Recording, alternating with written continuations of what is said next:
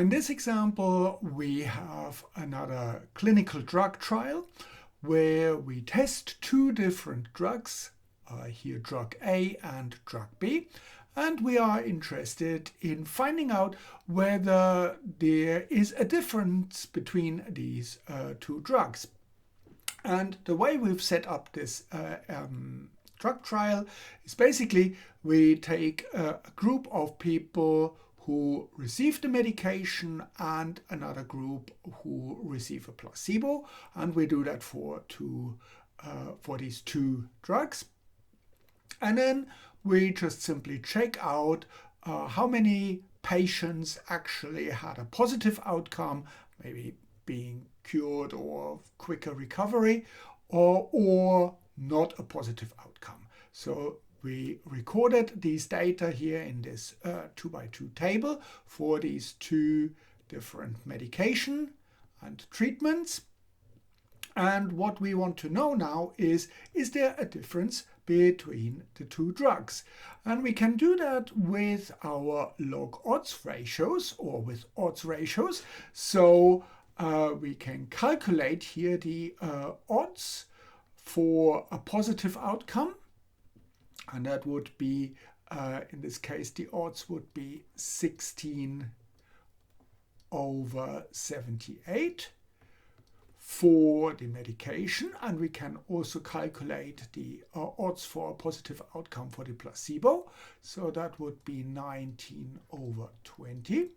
And we can do the same thing for the other drug. So here that would be 43/83, and for the placebo would be 68/66. And we can calculate the odds ratio, where we just simply put these 78 divided by 19/20. And we can write this a little bit nicer. We can write this on just one fraction line, 16/78 multiplied by the inverse here by 20/19. And when we do this calculation, we would get an odds ratio of 0.216. 0.216. And we do the odds ratio for the drug, for the B drug, so that was here our A drug. And we do basically the same thing. We have 43/83, and we divide this by 68/66. And written a little bit more user-friendly, 43/83 times 66/68. And when we calculate that, we get an odds ratio of 0.503. So these are the odds ratios, but we know that when we want to do something more with that, we need to calculate the log odds ratio, so often abbreviated as log OR for A, and also log OR for B. And that is just simply the natural logarithm of the odds ratio. So here in our case, this would be the natural logarithm of this value that we just calculated of 0.216. And this odds ratio can be calculated to -1.53. So that's our log odds ratio for drug treatment A. And for drug B, again, we would do negative logarithm of 0.503. And when we put that into a calculator, we get something like negative 0.69. So these are our log odds ratio, and of course we can calculate a confidence interval for our log odds ratios, and we can do this confidence interval quite easily.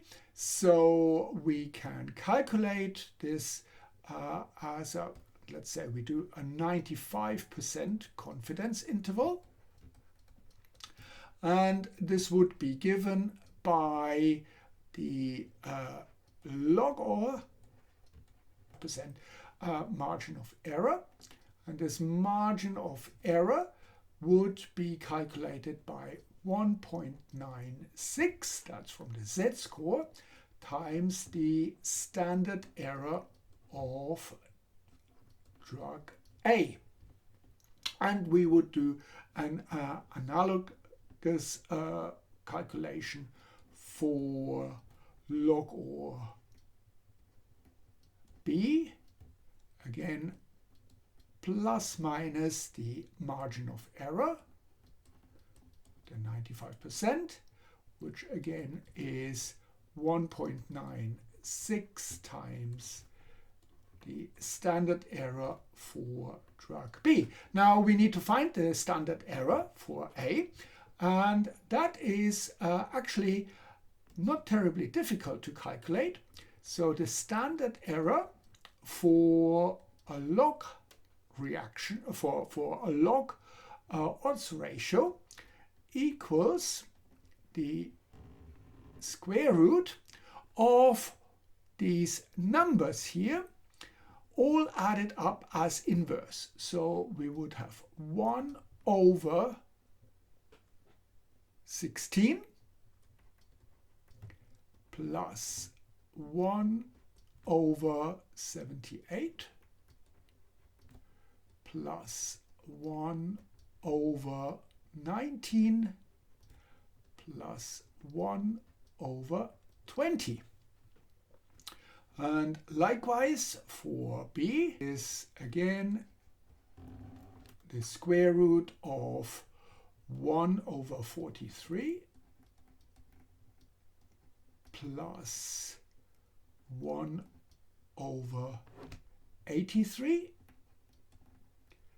plus 1 over 68 plus 1 over 66. So this is the Wald method, and we can calculate these numbers here.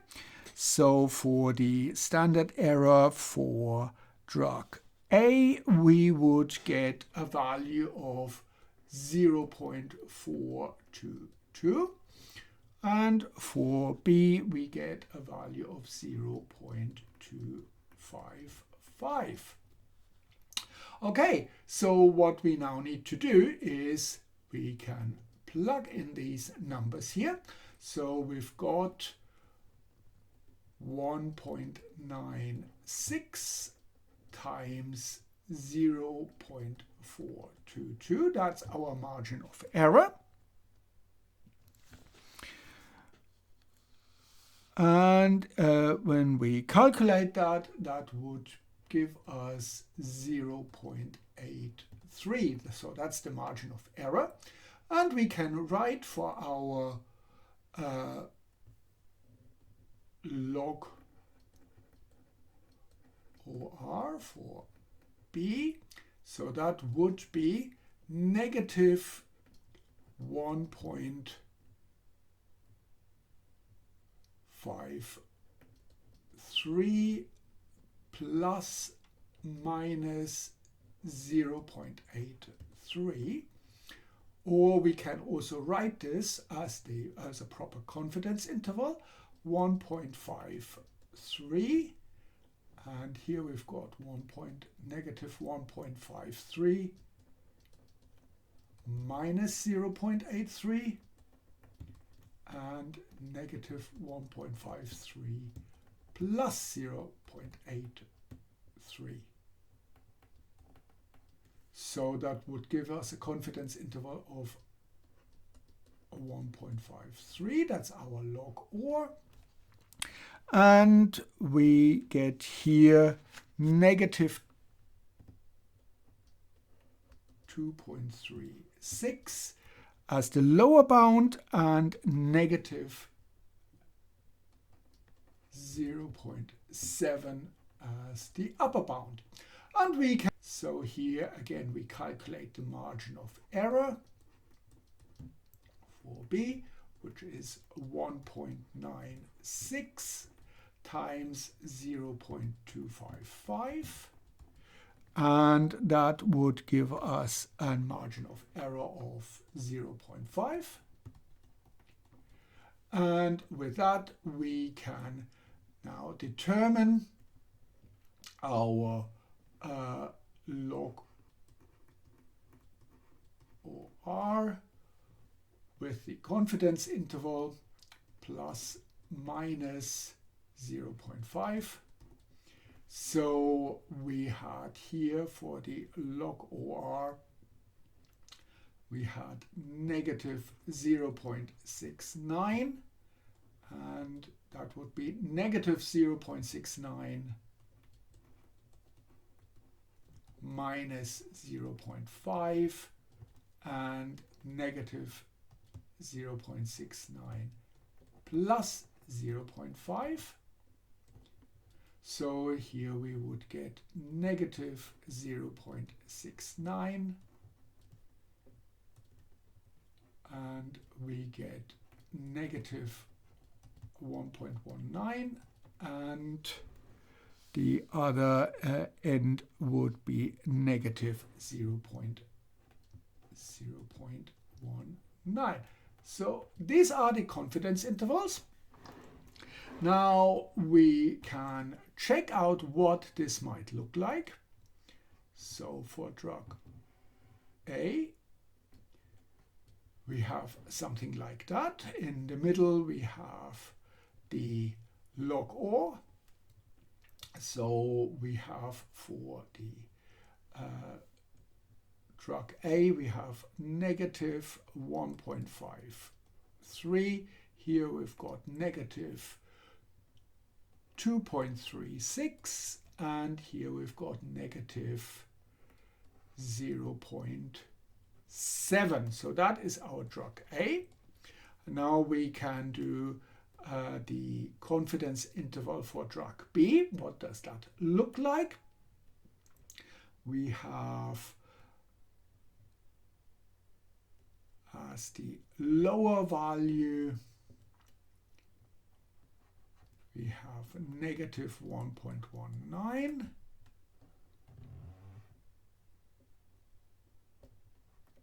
The middle is negative 0.69 and the upper is 0.19. So what we see is that these confidence intervals overlap, and therefore it could very well be that there is no real difference between these two log ORs. And we now obviously need to figure out, using some hypothesis testing, whether indeed there is a difference between them. So, as I said, we will do some hypothesis testing, and therefore what we need to do first is we need to formulate a null hypothesis. So the null hypothesis would be there is no difference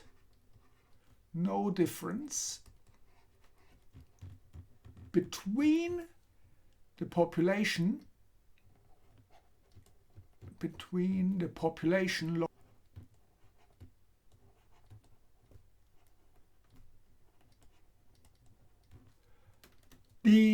any differences that we see, any differences can be attributed to sampling error. Attributed to sampling error. And we mustn't forget, sampling error is always present. There's nothing we can do about it. Our alternative hypothesis would be there is a significant difference, is a difference in the population. Observe any differences are due to sampling error. Sampling error and an additional effect and additional factors. Let's write it like that. Okay, so these are our two hypotheses. Now, we now need to define a significance level alpha, and we would usually use 5% as a significance level alpha. And we eventually also need to make a decision rule. And we would say if a p-value, if the p-value is smaller than alpha, we would reject the null hypothesis. Or if the p-value is larger than alpha, then we would fail to reject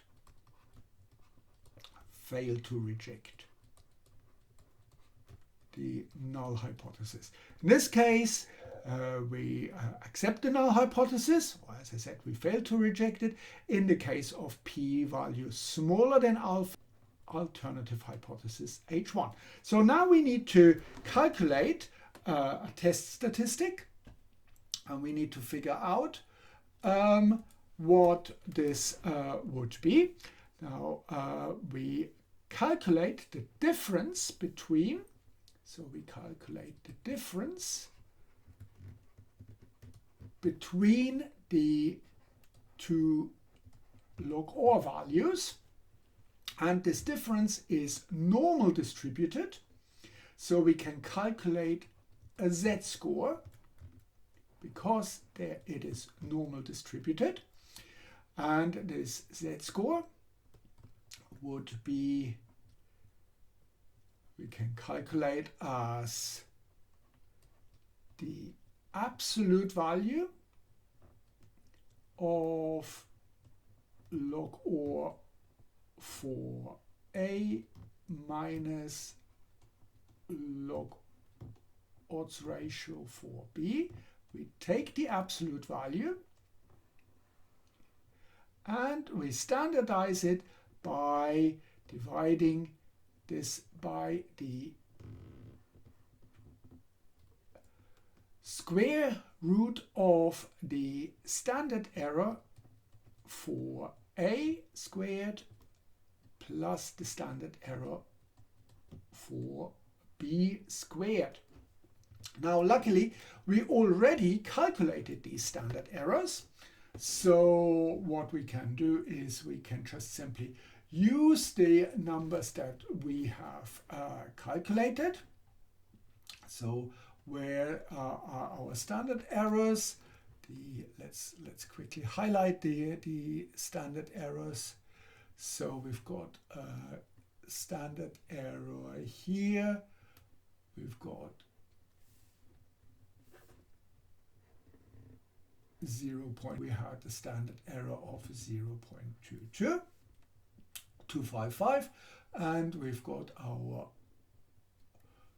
log-ORs as well here. So we've got all the information that we need. So here, let's write down the value for the z-score. So for the z-score, we have z-score equals So the absolute value of negative 1.53 minus negative 0.69 divided by the square root of the standard error for A, and that was 0.422, 0.422 squared, plus the standard error for drug B, so that's 0.255 squared. Now that gives us here a value of 0.84 divided by square root of 0.243, 0.243, and when we put that into a calculator, we get a z-score of 1.7. So that's our z-score. Now, what does this actually mean? Well, if we are thinking of a normal distribution, so here would be our normal distribution. Let's see if I can draw a reasonable normal distribution like that. So here it is centered, and this is a standardized normal curve. So here the mean would be 0, and the sampling distribution would be a standard deviation of 1. So here we have 2 standard deviations. Here we've got -1 standard deviation, -2 standard deviations.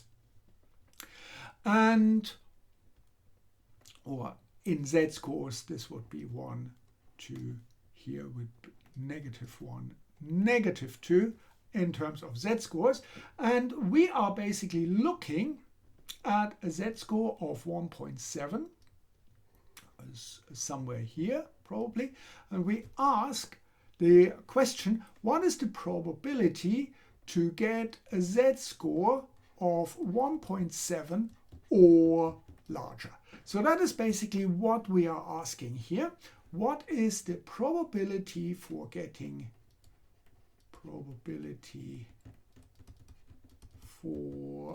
a z7? So we know that if it was 2, we would have a probability of 0.025 on both ends. 0.025. So our probability will be a little bit larger than this 0.025. So how do we find the probability for a z-score? So what we can do is we can go over to Excel and make use of the Excel norm distribution function. So let's go over to Excel. And it would be nice if we could go there.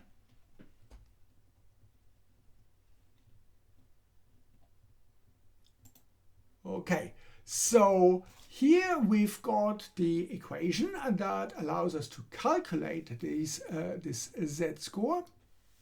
So we have our normal distribution. We need to put into this equation the z-score here. That's the z-score. That was 1.7. Here for the standardized normal distribution, this one here is our mean, and this one here is the sigma value in the standardized version, and here this value of true indicates that we want to have a cumulative frequency distribution. So let's just simply try and figure out and see if we can put in the value here for this equation. So equals 2 times, let's open the bracket, 1 minus norm dist, and we get already a suggestion for that. Now we need to use the z-score that we calculated, and that was 1.7. Our mean is 0, standard deviation is 1, and we want this to be true as cumulative, and we need to close 3 brackets. And let's hope that we've done everything right here. We should get a p-value for that. And it looks like I made somewhere an error, but the Excel calculates it. So it gives us a p-value of 0.089. So let's go back. So we've calculated the p-value.